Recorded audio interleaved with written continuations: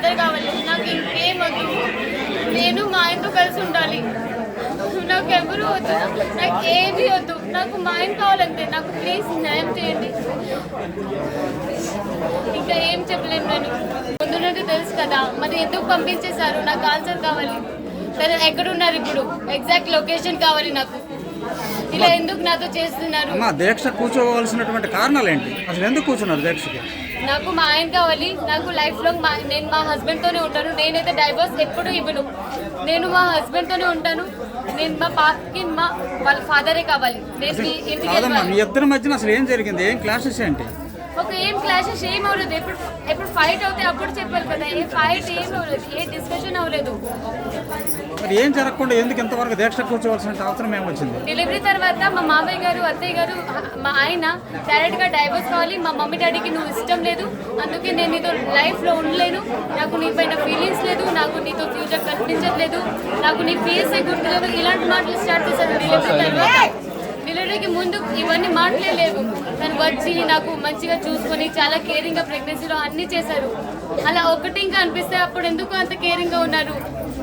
కాదమ్మా, ఇప్పుడు ప్రధానంగా సమస్య అనేది మీ భర్తతోనా అత్తమామలతోనా? డైవోర్స్ అడుగుతున్నారు, డైరెక్ట్గా డైవోర్స్. ఎవరు అడుగుతున్నారు?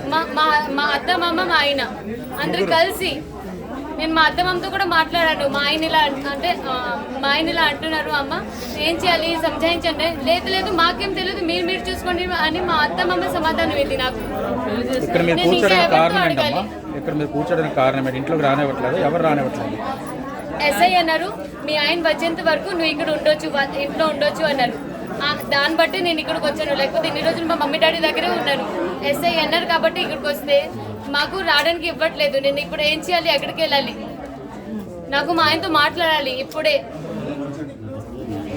నా భర్త న్యాయం కావాలి. నేను మా ఆయనతోనే ఉండాలి. నాకు ఏం వద్దు.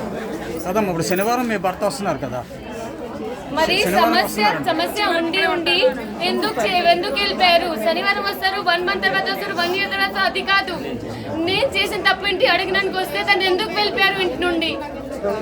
మళ్ళీ వస్తారు, మళ్ళీ వెళ్తారు, మళ్ళీ వస్తారు. ఇదే చేస్తారు. నేను ఇక్కడ ఉండాలా? మీ భర్త వచ్చిన రోజు కూర్చోవచ్చు కదా మరి.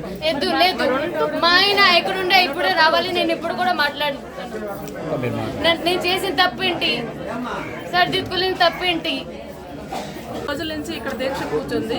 దానికి కారణం తన భర్తతో ఉండే సమస్యలు నేను పరిష్కరించుకుంటాను, ఈ ఇంట్లో నాకు స్థానం ఉంది, నా బిడ్డకు తండ్రి కావాలి అని ఒక సామాన్యమైన న్యాయం కోసం తను మాట్లాడితే 3 రోజులుగా ఇక్కడ రాఘవులు అనే అన్న తాళమేసి బయట కూర్చోబెట్టడం జరిగింది. ఇది మహిళలందరూ కూడా చాలా అమానుషమైన చర్య అని చెప్పి ఖండిస్తున్నారు. మన ప్రాంతంలో ఇలాంటివి అసలు జరగలేదు.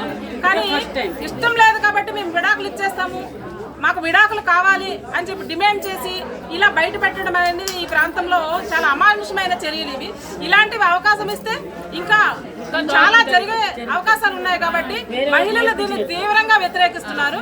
ఆ వ్యతిరేకంలో భాగంగా ఈరోజు ఇంతమంది మహిళలు, ఇక్కడ వందలాది మంది మహిళలు కూడా ఇక్కడ దీక్షకి మద్దతుగా వచ్చారు.